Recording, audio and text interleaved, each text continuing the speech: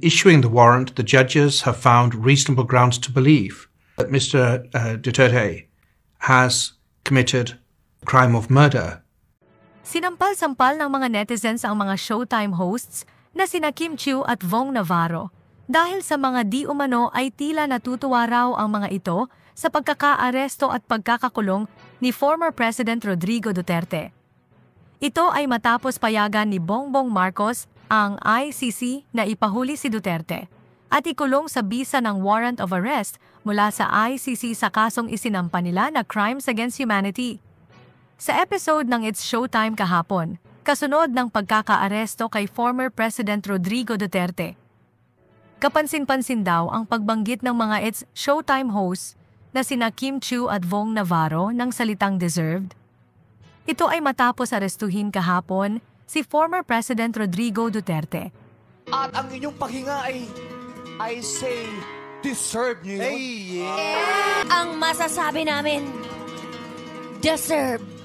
Pinalagan ito ng mga netizens at binuweltahan sina Vong Navarro at Kim Chiu dahil say ng mga netizens parang ikinatutuwa pa raw nila ang pagkakaaresto kay Duterte kaya ginamit nila ang tila parinig daw na salitang deserve. Labis itong ikinagalit ng mga netizens. Subalit agad naman na nagpaliwanag sina Vong Navarro at Kim Chiu. Ayon sa kanilang dalawa, hindi daw nila intensyon na paringgan si Duterte sa pagkakaaresto nito. Hindi rin daw nila ito ikinatutuwa, depensa pa nilang dalawa. Binasa lamang daw nila yung nakasulat sa kanilang script na ipinabasa sa kanila ng staff ng It's Showtime. Ipinost pa ni Vong Navarro ang kopya ng spills na ipinabasa sa kanya, kung saan say niya ay bahagi daw iyon ng kanyang trabaho. Say pa ni Vong sa caption, "Ako po ay nagtatrabaho lang at binasa ko lang ang spills ko.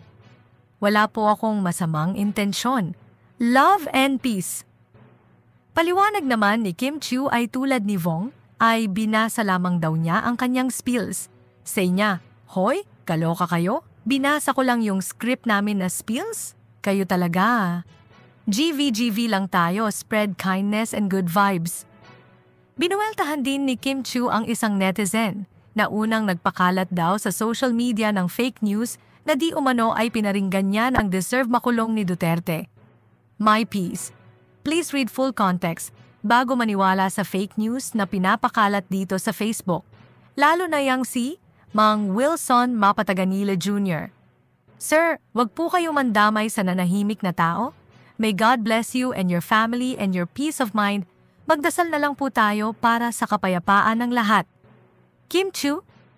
Agad naman nagsorry kay Kim Chiu ang netizen na nagpakalat ng fake news tungkol sa kanya at sa pagkakaaresto kay Duterte. Sagot naman dito ni Kim Chiu, "Mahalaga po mag-fact check bago manghusga at akusahan ang isang tao. Let's all be responsible citizens, magtulungan tayo, wag magsiraan. God bless po ang lahat."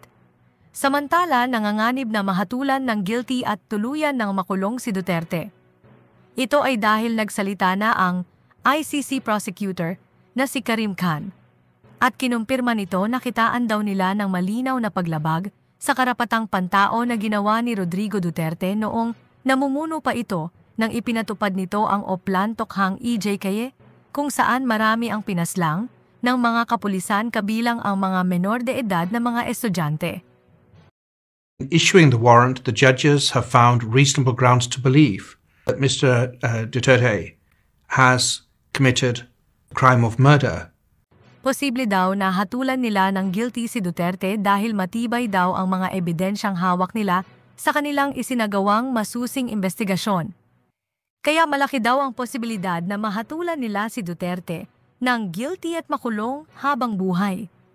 The fact that it's been executed is important to victims. It means a lot, I think, to victims. That's the rule of law can prevail. Warrants can be executed. Anong masasabi mo dito?